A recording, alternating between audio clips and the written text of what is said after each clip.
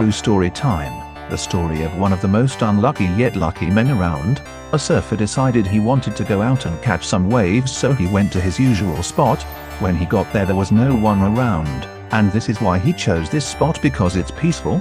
Unfortunately, this spot was also an hour away from the nearest part of civilization. He went in the morning and got a few good waves, but as time went on into the afternoon, the sun was beaming from above, so he thought to himself it's best to catch this next wave and start heading in to avoid sunburn. As he's sitting waiting for this next swell to happen, he sees this large dorsal fin and quickly realizes a shark is nearby. He jumped onto his hands and knees and watched this fin circle him as if it was waiting for him to show signs of struggle. Next thing he knows, there's this big bang underneath his board, and he gets catapulted off into the water. He grabs onto the bottom part of the board and holds on, and then he feels this sharp pain in his lower leg. So he opens his eyes under the water and sees this huge great white shark grabbing onto his leg. So he punches it continuously in the nose, and suddenly it lets go and starts swimming away, but all of a sudden it turns back and starts hightailing it towards him again. He manages to get back onto his board, and the thing he's been waiting for happens. A wave is coming.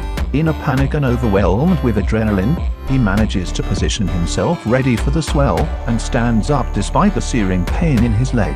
At last he's moving closer to the shore, but unfortunately, because of the panic and eagerness to get away, the tip of the board submerges into the water and trips him right back off into the water. He sees the shark approaching him rapidly, so he grabs his board and tries to use it as a shield. The shark grabs onto the board and absolutely mauls it, breaking in half.